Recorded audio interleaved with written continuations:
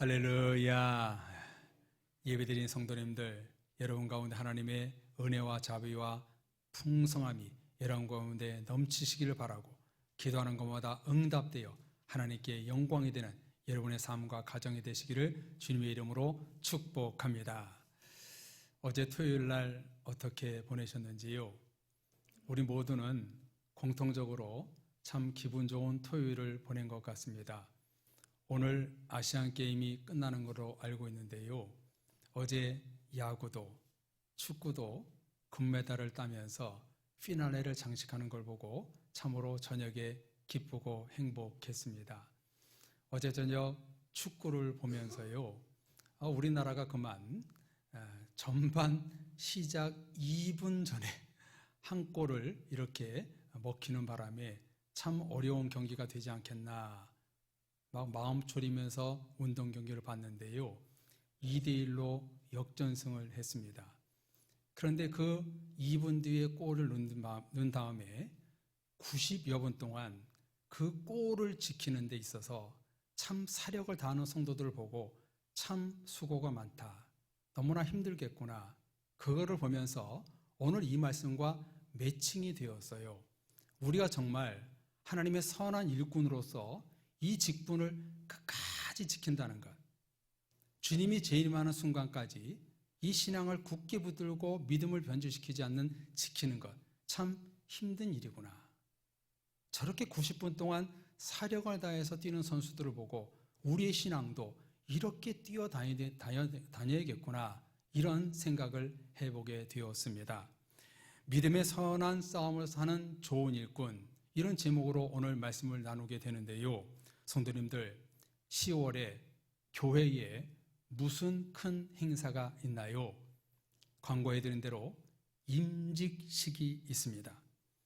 임직 예식을 앞에 두고 아주 적절한 타이밍에 목회서신이라는 성경 3권의 본질을 10월에 나누게 되어서 얼마나 감사한지 모릅니다. 임직자들은 물론 사랑의 교회 모든 교우들도 앞으로 3주간 나누게 될 디모데 전서, 후서, 디도서, 목회서신의 말씀을 상고할 때에 자신의 직분을 돌아보고 감사하는 계기가 되었으면 좋겠습니다.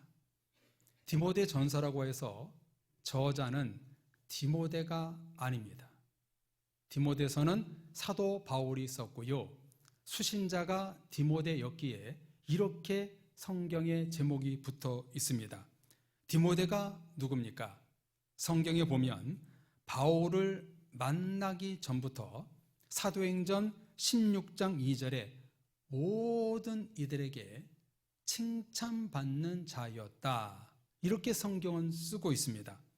헬라인 아버지와 유대인 어머니 사이에서 태어났고 어머니 유니게, 외할머니 로이스를 통해 신앙훈련을 어려서부터 잘 받고 자랐습니다. 이렇게 어릴 때부터 신앙교육과 좋은 성품을 지녔던 디모데가 바울 눈에 띈 것은 그리 어렵지 않는 일이었습니다. 그래서 바울은 이 디모데를 자기의 양아들처럼 여겼고 에베소 교회의 목회자로 세우게 되지요. 디모데서와 디도서를 목회서신이라고 부르는데요, 여기서 우리가 오해하지 말아야 할 것은 목회서신이라고 해서 목회자만을 위한 성경이 아니라는 것입니다.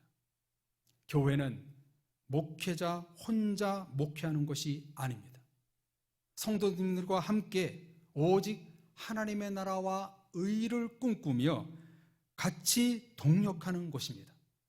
그러므로 목회서신은 우리 모두에게 주시는 하나님의 말씀, 하나님의 음성입니다. 그래서 앞으로 3주간에 걸쳐 선포되는 목회서신을 통해 우리는 자신의 직분에 대한 부르심에 대한 소명을 다시 한번 정립하는 시간으로 삼으면 너무나 좋을 것 같습니다.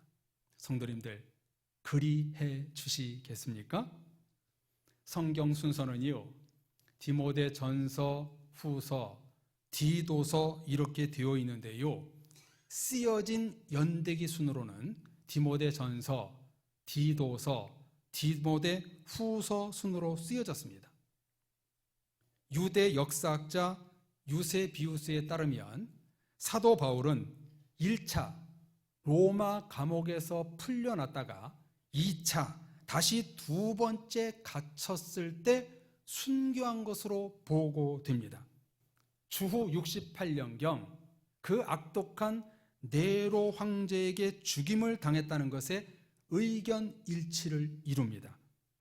순교를 앞둔 시점에서 마지막으로 쓴 성경이 디모데 후서였습니다. 그러면 여러분, 내용이 어떻겠어요? 구구절절히 목회와 하나님의 나라에 포커스가 맞춰져 있고요. 바울의 유언과도 같은 명령과 함께 악한 힘에 대항하라, 악한 힘에 대항하라는 강력한 메시지가 이 목회서신에서 나오고 있습니다. 왜 이런 메시지를 이렇게 마지막에 사도 바울이 외쳤을까? 디모데전서 1장에 보면 이단을 주의해야 한다는 목회적 권면이 나오고 있고요. 4장에는 교회를 혼란케 하는 거짓 가르침과 배교를 항상 경계해야 한다고 말하고 있고, 마지막 6장에 경건 생활에 힘쓰라 이렇게 맞춰지고 있습니다. 다시 정리하면요, 이단 사입이 거짓 가르침과 배교 같은 악한 힘에 대항하여 경건 생활에 힘쓰라, 세상 악한 것에 대항하여 경건 생활에 힘쓰라, 유언처럼 당부한 것입니다. 가장 길게 3년 동안 바울은 에베소에 머물면서 교회를 세웠고 진리의 본질을 가르쳤어요. 그런데요, 이 구원의 복음과 또 하나님의 말씀을 변질시키고자 그리스 철학자들이 에베소로 몰려들었고 영주주의자 같은 이단들이 공격을 했고, 무엇보다도 에베소의 아데미 신전을 통해 우상과 음란이 범람했습니다. 제가 주중 예배 때 말씀드린 것처럼 제가 몇 분의 선교사님들과 교제를 하고 있는데요, 그분들이 하는 말이 있어요. 본인이 저 남미에 아주 그냥 볼모지에 개척을 해서 선교사로 갔는데 너무나 웃긴 게 뭔지 아냐 저한테 말하는 거예요. 뭡니까? 그랬더니 세상에 거기까지 우리나라 이단이 쫓아온다는 거예요. 자신을 쫓아와서 복음을 방해한다는 거예요. 내가 지금 남미의 오지에 교회를 세울 것이다, 선교사로 나간다, 선전도 하지 않았는데 어떻게 알고 우리나라의 이단들이 거기까지 쫓아온다는 거예요. 그래서 현지인들 선교하는 것보다 이 사람들 대항하는 게 너무나 어렵다, 이런 얘기를 제가 직접 들었어요. 성도들이 이 에베소 지역에 우상과 이단과 무엇보다도 아데미 신전에서 음란과 정욕에 빠져버린 거예요. 성도들이 힘들게 돈을 벌어 우상에게 갖다 바쳤고 가정이 깨졌고 그로 인해 어린 자녀들이 상처를 입었어요. 이런 상황에서 나이가 어렸던 이 디모데, 어렵게 목회를 하고 있던 디모데는요, 참으로 힘들었을 거예요. 자료를 보니까요, 디모데의 성격은 착하고 순결하고 칭찬을 받았지만 굉장히 여리고 소심했다고 합니다. 바울은 이 같은 시대적 상황, 디모데의 성품을 잘 알았기에 애정을 담아 전한 목회 서신은 교회와 성도와 목회자의 본이 되는 지침서라고 할 수 있습니다. 그렇다면 디모데 전서의 목회적 가르침은 무엇일까요? 디모데 전서의 본질의 말씀은 우리에게 무엇으로 오늘 이 시간 가르쳐주고 있을까요? 먼저 1장에서 다루어야 할 중요한 내용이 있습니다. 1장 12절로 17절에 보면은요, 왜 이 부분이 중요하냐면요, 바울의 회심과 함께 소명을 받은 장면이 리얼하게 나오고 있기 때문입니다. 후배인 목회자 디모데에게 창피할 정도로 자신의 치부를 여기서 드러내고 있습니다. 인간적으로 후배에게 자신의 단점을 말한다는 것은 쉽지 않은 일이지요. 자, 뭐라고 하는지 한번 말씀을 볼까요? 1장 12절로 17절에 이렇게 말씀합니다. 잘 들어보세요. 나를 능하게 하신 그리스도 예수 우리 주께 내가 감사함은 나를 충성되이 여겨 내게 직분을 맡기심이니 내가 전에는 비방자요 박해자요 폭행자였으나 도리어 긍휼을 입은 것은 내가 믿지 아니할 때에 알지도 못하고 행하였을 것임이라. 우리 주의 은혜가 그리스도 예수 안에 있는 믿음과 사랑과 함께 넘치도록 풍성하였도다. 미쁘다. 모든 사람이 받을 만한 이 말이여 그리스도 예수께서 죄인을 구원하시려고 세상에 임하셨다 하였도다. 죄인 중에 내가 괴순이라. 그러나 내가 긍휼을 입은 까닭은 예수 그리스도께서 내게 먼저 일체 오래 참으심을 보이사 후에 주를 믿어 영생 얻는 자들에게 본이 되게 하려 하심이라. 영원하신 왕 곧 썩지 아니하고 보이지 아니하고 홀로 하나이신 하나님께 존귀와 영광이 영원 무궁하도록 있을지어다. 아멘. 자신을 뭐라고 부르고 있나요? 비방자, 박해자, 폭행자.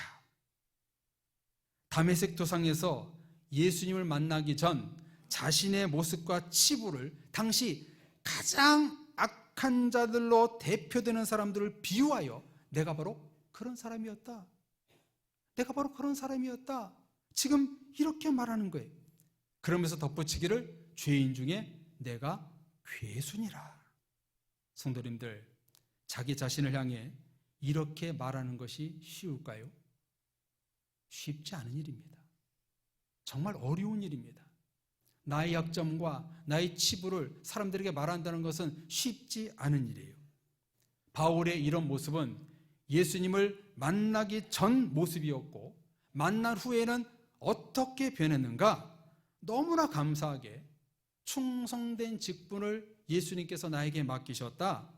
믿음과 사랑으로 풍성하게 해주셨다. 죄인을 구원한 일에 사용하셨다. 영생을 얻는 자들에게 나를 하나님이 본으로 삼으셨다. 여러분, 이게 기적 아닙니까?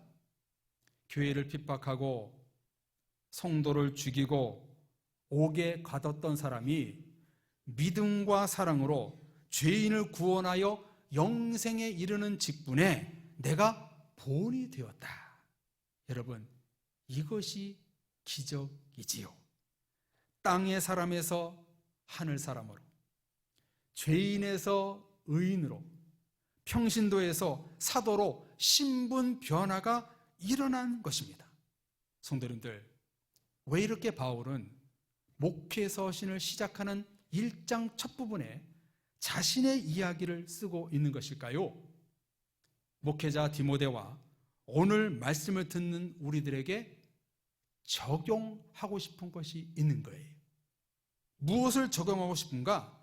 성도의 삶은 이렇게 신분 변화가 일어나야 한다는 것입니다. 할렐루야. 여러분, 지금 하나님을 만나고 계십니까? 하나님을 만나고 계신다면 이 사도 바울처럼 우리는 신분 변화가 일어나야 되는 거예요. 저와 여러분 모두는 교회 직분을 감당하는 것보다 더 중요한 것이 있는데 그게 뭐냐면 내가 새롭게 변화되는 거예요. 새롭게 변화되어 하나님의 나라에 들어가게 하기 위하여 어둠에서 불러내어 나에게 직분을 주신 거예요. 정말 하나님의 이것은 크신 은혜지요. 2주 뒤에 직분을 받는 우리 집사님들, 이미 직분을 받으신 여러분들, 왜 하나님이 우리에게 직분을 주시는 것일까요? 새롭게 변화되라는 거예요. 우리 교회 가장 높은 직분은 누굽니까? 예, 우리는 다 수평적인 직분이에요. 담임 목사가 제일 높지 않습니다. 그러나 우리 교회의 대표 성격을 띤 제가 가장 많이 새롭게 변해야 될 사람이 바로 저라는 거예요. 하나님이 우리에게 직분을 주신 것은 그 직분을 받아 교회에서 뭐 막 치리하고 이런 것이 아니라 나를 더 새롭게 변화되기 위한 하나님의 부르심이었다는 거예요. 그래서 목회 서신에서 이 성경에서 가장 중요한 게 뭐냐면 직분을 받는 것보다 내가 새롭게 변화되어야 된다. 이것을 지금 사도 바울이 고백하고 있는 거예요. 저와 여러분들의 신분 변화를 꿈꾸며 바울은 목회 서신을 쓰고 있는 거예요. 너희도 나를 본받는 자가 되라. 여러분, 이것이 어떻게 보면 목회 서신의 결론이라 할 수 있겠지요. 나아가 우리 모두 인생의 결론의 신앙 고백이 뭐냐면 너는 나를 본받는 자가 되라. 이게 여러분 우리의 고백이 되어야 돼요. 우리의 육신의 임종을 맞이할 때 주변에 있는 가족들에게 너희는 나를 본받는 자가 되라. 우리 성도들끼리 너희는 나를 본받는 자가 되라. 여러분, 이게 목회의 결론입니다. 바울 서신의 결론입니다. 이 본이 되는 것은 어떻게 본이 되는 것인가? 나를 새롭게 했을 때, 나를 변화시켰을 때, 이게 바로 하나님의 본이 되는 자가 된다는 거예요. 이렇게 바울은 자신이 변화된 간증을 하면서 이제 디모데와 오늘 이 시간 우리들에게 주님의 마음을 담아 성경을 통해 신앙의 본질을 가르쳐 줍니다. 처음에 말씀드린 대로 목회 서신은 목회자들만 들어야 하는 말씀이 아니고 모든 성도들이 가슴에 새겨야 할 말씀이기에 그 대상자들이 누구인지 성경은 이렇게 쓰고 있습니다. 디모데전서 3장에 보면 이렇게 대상이 나옵니다. 화면 보여주세요. 3장에 감독과 집사, 5장에 교회 구성원인 노인, 젊은이, 나그네, 장로, 종, 상전, 남녀노소 이렇게 다양한 사람들이 나옵니다.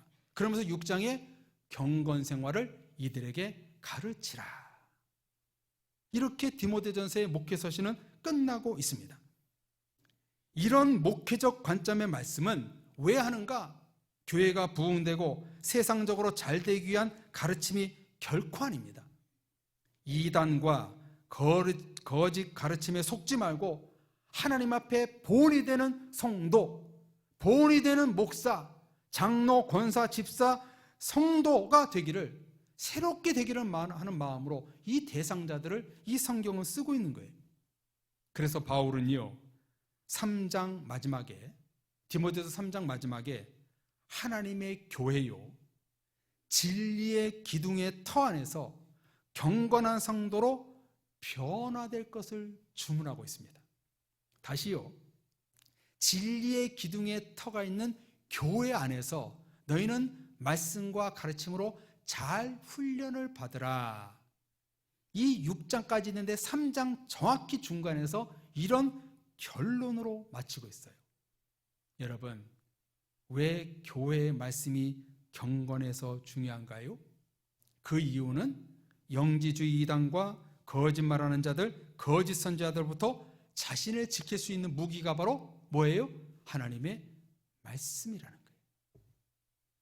진리의 터 위에 서 있는 우리 사랑의 몸된 교회에서 들려주시는 그 하나님의 말씀을 붙들고 살면은 어떤 미혹과 어떤 거짓이 온다 할지라도 우리는 하나님의 영광의 구원을 이룰 수 있다는 것입니다. 1세기 당시나 지금이나 이단의 문제가 무엇인가요? 하나님의 백성들을 유인하여 거짓을 가르쳐 천국 구원을 빼앗는 겁니다. 교회를 배교하게 만들고 목회자를 미워하게 만들어 자기 사람으로 만듭니다. 여러분, 그들의 깊은 속내가 뭔지 아세요? 미혹하고 판단력을 흐리게 하여 돈, 재산, 시간, 생활의 모든 것을 갈취합니다. 그래서 신약시대 때나 오늘이나 지금이나 이단 사이비 안에는요 맹종하는 사람, 분위기를 조장하여 헌금 강요와 음란이 판을 칩니다. 여기에서 나온 말씀이 그 유명한 디모데전서 6장 10절입니다. 말씀을 보세요. 돈을 사랑함이 일만하게 뿌리가 되나니 이것을 탐내하는 자들은 미혹을 받아 믿음에서 떠나 많은 근심으로써 자기를 찔렀도다. 너무나 잘하는 말씀 아닙니까? 제가 화건하건대 이단 사이비는 우상과 돈과 음란을 사랑하는 사람들입니다. 그래서 우리나라 이단을 보면 이 같은 문제를 다 갖고 있어요. 똑같이 갖고 있어요. 겉으로는요, 뜨겁고 열정적이고 좋은 인상을 풍기는 것 같지만 깊이 들어가 보면은요, 돈과 음란과 더러움이 가득합니다. 하나님이 없는 곳에 어떻게 거룩이 있겠어요? 거룩으로 포장된 그 사탄의 음흉함이지요. 이 더러움에 빠지지 않도록 이 사도 바울은 디모데에게 이 서신을 보내고 있는 거예요. 이단, 거짓 가르침, 돈을 사랑하는 세속적인 문제 등등 복합적인 문제가 발생한 에베소 교회.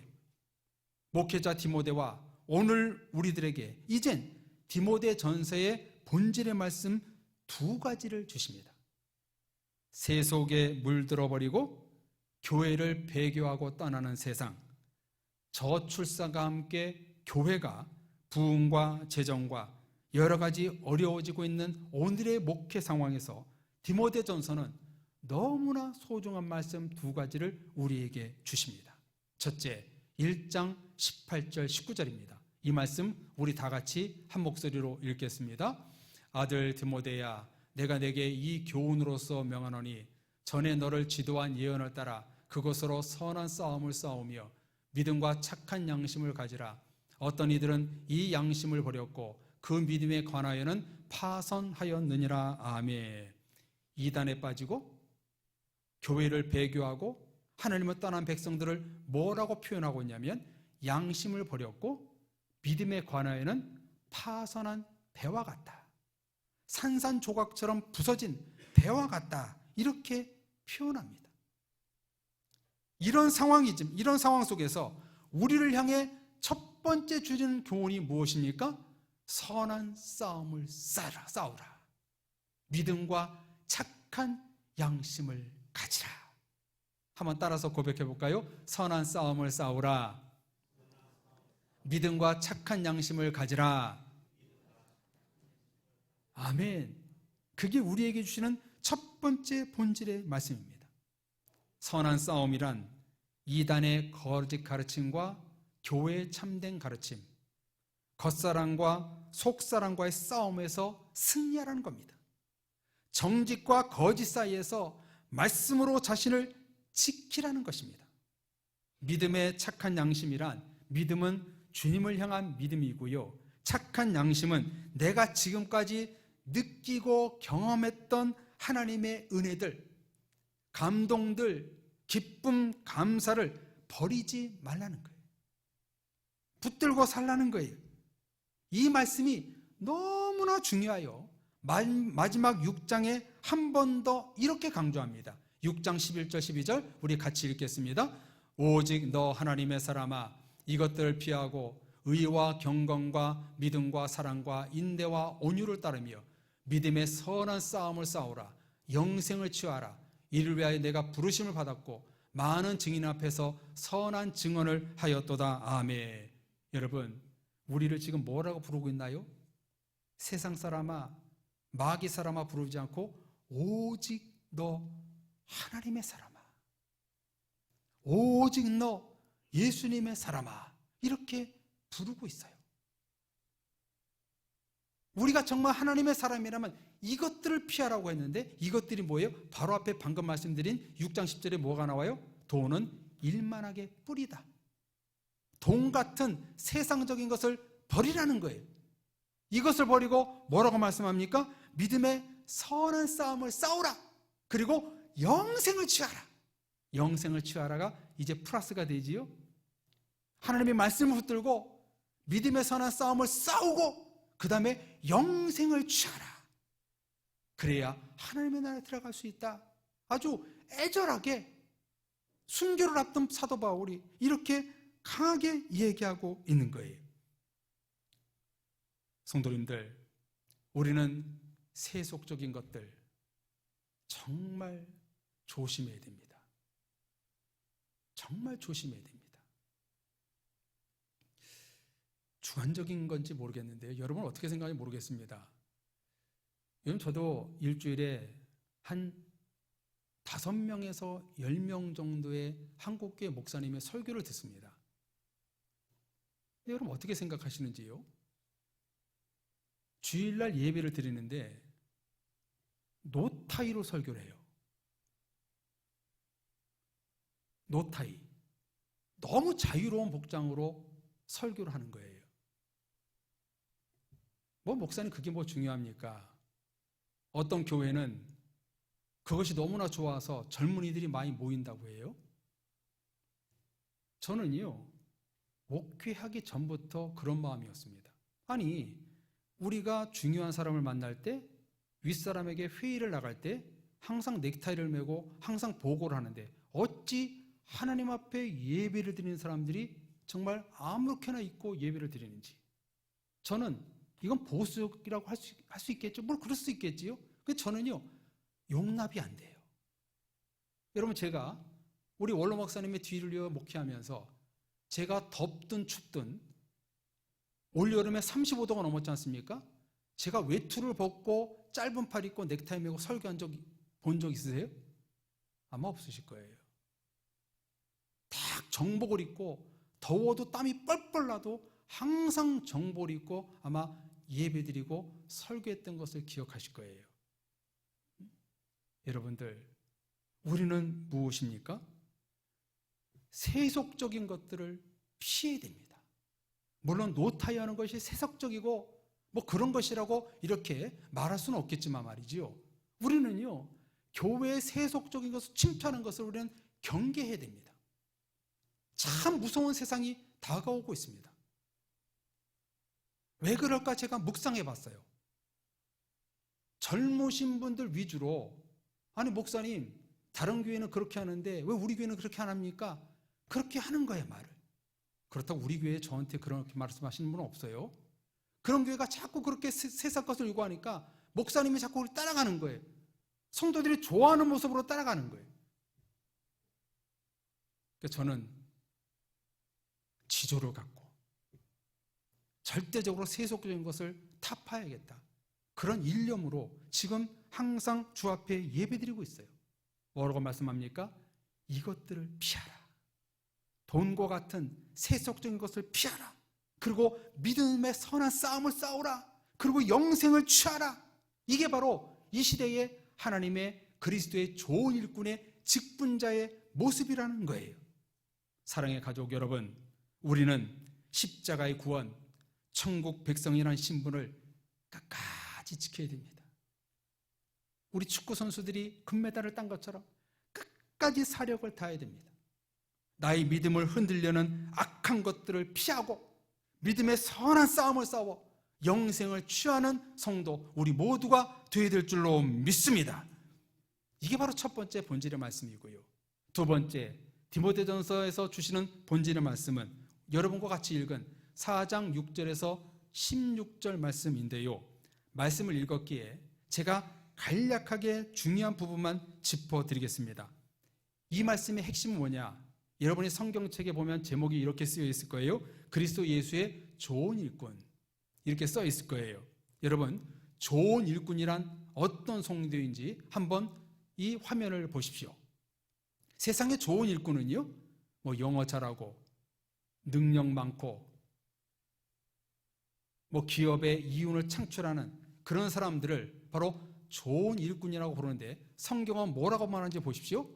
좋은 교훈으로 양육을 받는 사람, 망령되고 허탄한 돈과 같은 신화를 버리고 경건에 이르도록 자신을 연단하는 성도이고, 말과 행실과 사랑과 믿음과 정절에 있어 믿음의 본이 되는 자가 되고, 모든 일에 전심전력으로 성숙함을 모든 사람들에게 나타나는 사람이라는 거예요. 성도님들, 이 말씀을 보고 들으니 여러분 어떠세요? 도전이 되기도 하고 한편 부끄럽기까지 하지요. 내가 정말 교회에서 좋은 교훈으로 양육을 받고 있는가? 경건에 이르도록 자신을 연단하고 있는가? 말과 행실과 사랑과 믿음과 정절에 있어 남들에게 믿음의 본이 되고 있는가? 나의 성숙함을 위해 정신전력으로 신앙생활하고 있는가? 이런 성도를 성경은 예수 그리스도의 좋은 일꾼이라고 부르고 있어요. 교회에 성도와 일꾼은 많은데 좋은 일꾼이 없는 것은 아닌지. 그래서 디모데전서를 읽어보면 존경할 자, 선행을 행하는 자, 또 공경하는 자라는 표현이 여러 번 나옵니다. 우리 그리스도인들은요, 가정이나 교회나 사회에서 존경할 자, 공경할 자로 서는 것이 바로 목회, 진정한 신앙생활이라고 이 성경은 말씀하고 있어요. 사랑의 가족 여러분, 우리는 지금 사랑의 교회에 부름받아 직분을 받고 이 모양 저 모양으로 섬기고 있습니다. 목사는 설교와 가르침으로, 장로는 치리와 헌신으로, 권사는 힘든 일도 말없이 아름답게 행하고, 안수 집사님은 힘을 다해 주어진 사명을 잘 감당하고 있습니다. 참 고마운 일입니다. 성도님들, 고맙습니다. 이렇게 신실한 우리 모두가 주님 다시 오는 순간까지 영적 긴장을 풀지 말아야 될 것은 이단의 미혹, 세상의 거짓된 가르침, 돈과 같은 세속적인 강한 힘을 바라보지 말라는 것입니다. 나의 구원과 신앙을 무너뜨린 일에 하나님의 전신갑주를 입고 믿음의 선한 싸움을 싸워야 합니다. 이런 사람들이 그리스도 예수의 좋은 일꾼이 되는 것입니다. 그 그리스도의 좋은 일꾼이 바로 영생을 취하는 자라고 성경은 말씀하고 있습니다. 바울은 스스로를 주님을 만나기 전에 비방자요, 박해자요, 폭행자라고 불렀습니다. 이것은 예수님을 몰랐을 때 일어난 무지에서 왔다고 말하고 있어요. 여러분들도 신앙의 무지에서 나왔으면 좋겠어요.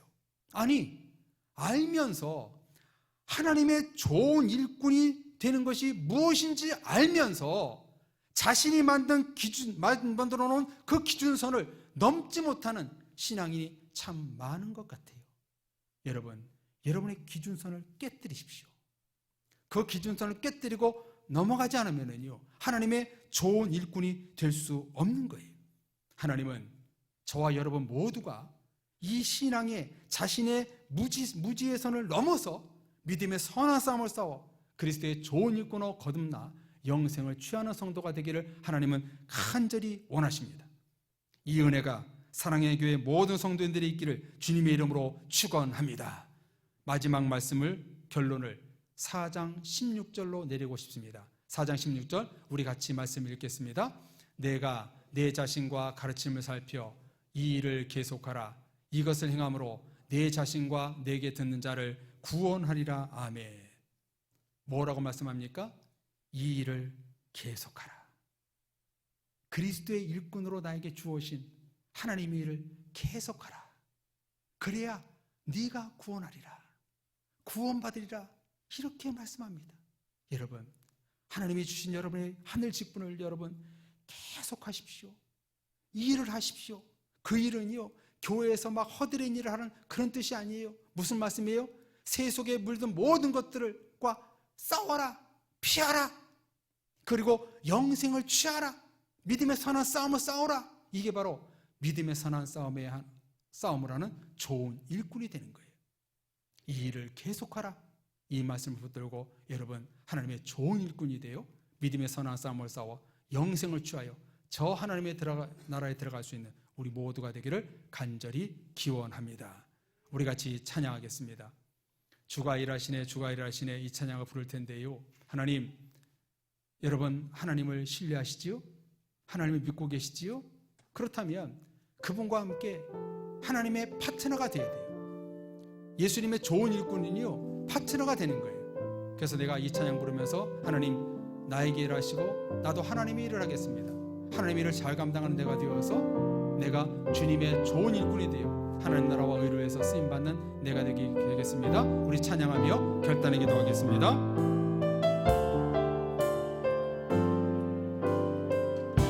날이 저물어 갈 때, 날이 저물어 갈 때, 빈들에서 걸을 때, 그때가 하나님의 때. 내 힘으로 안 될 때, 그를 고백해 여호와 이래. 주가 일하시네, 주가 일하시네, 주가 일하시네. 주께 아끼지 않는 자에게 주가 일하시네, 주가 일하시네. 신뢰하며 걷는 자에게. 우리 모인 이곳에, 우리 모인 이곳에 주님 함께 계시네. 누리네 아버지 은혜. 적은 떡과 물고기 내 모든 걸 드릴 때 모두 고백해 여호와 이래. 아멘. 주가 일하시네, 주가 일하시네, 주가 일하시네. 주께 아끼지 않는 자에게 주가 일하시네, 주가 일하시네. 신뢰하며 걷는 자, 주님이 나와 함께 일하십니다. 주가 일하시네, 주가 일하시네. 주께 아끼지 않는 자에게 주가 일하시네, 주가 일하시네. 신뢰하며 걷는 자에게. 성도님들, 하나님은 여러분과 일하고 싶어 하십니다. 여러분이 하나님 나라와 의를 건설하는데 주인공이 되기를 원하십니다. 그리스도의 좋은 군사, 좋은 일꾼이 되기를 하나님이 원하고 계세요. 그런데 우리는 자기를 너무 아껴요. 세상 것을 너무 따라가요. 이 시간 우리 결단의 기도 한번 할 때, 하나님, 내가 이제 주님이 일하시는데 좋은 일꾼으로 서겠습니다. 세상 것을 피하고 믿음의 선한 싸움을 싸워 영생을 취하는 하나님의 일꾼이 되겠습니다. 그래서 신뢰하고 하나님의 길을 걷는 내가 좋은 일꾼으로 주님과 동행하겠습니다. 하나님의 일을 감당하는 내가 이 일을 계속하겠습니다. 우리 같이 합심해서 기도하겠습니다. 오 살아계신 하나님 아버지, 너희는 이 일을 계속하라 말씀하신 주님, 우리에게 직분을 주신 것 계속하기를 원합니다. 주님, 내려놓지 않기를 원합니다. 끝까지 이 직분을 잘 감당하여 하나님 주님의 영생을 취하고 하나님께 신뢰하며 주님의 일을 하는 우리가 되기를 원합니다. 주님이 나와 일하기를 원하신다는 오늘의 말씀을 깨닫사오니 주여 우리를 일하여 주옵소서. 우리가 준비되지 않았지만 믿음이 부족하지만 우리와 함께 일하여 주셔서 하나님의 일을 능히 감당하는 우리가 되게 하옵소서. 하나님 우리를 불쌍히 여겨주셔서 세속의 모든 물든 것 모든 것을 피하고 내 정욕과 돈과 세상 것을 피하고 오직 믿음의 선한 싸움에서 영생을 취하는 하나님의 좋은 일꾼이 되길 원합니다. 선한 데를 쓰임받는 하나님의 일을 잘 감당하는 우리 모든 성도들 되어 주 앞에 이룰 수 있는 믿음의 식구들 될 수 있도록 예수 그리스도의 이름으로 기도합니다. 하나님 아버지, 너는 교회에서 주신 직분을, 내가 준 직분을 이 일을 계속하라 말씀하신 주님, 하나님의 음성으로 듣습니다. 주님, 우리가 주님 앞에 좋은 일꾼이 되기를 원하고 주님이 나와 일하시기를 원하는데 우리는 너무 나 자신을 아끼고 몸살이는 것 같습니다. 하나님, 우리 모든 성도들이 오늘 이 목회 서신의 말씀 앞에 자신을 세워 하나님의 좋은 일꾼으로 거듭나겠습니다. 이 시간 결단했사오니 우리 모든 성도들 세상 것을 피하고 믿음의 선한 싸움을 싸워 영생을 취하는 모든 권속들이 됨으로 말미암아 우리 교회와 하나님의 크신 일꾼으로 쓰임받게 하여 주옵소서. 그래서 그 일꾼들을 통해서 하나님 나라가 확장되고 우리 교회가 부흥되며 주변 사람들을 정말로 아름답게 하나님의 사람으로 만들어갈 수 있는 사명을 능히 감당할 수 있는 모든 권속들 될 수 있도록 은혜 베풀어 주옵소서. 이 은혜가 있기를 간절히 원하며 예수 그리스도의 이름으로 기도합니다. 아멘.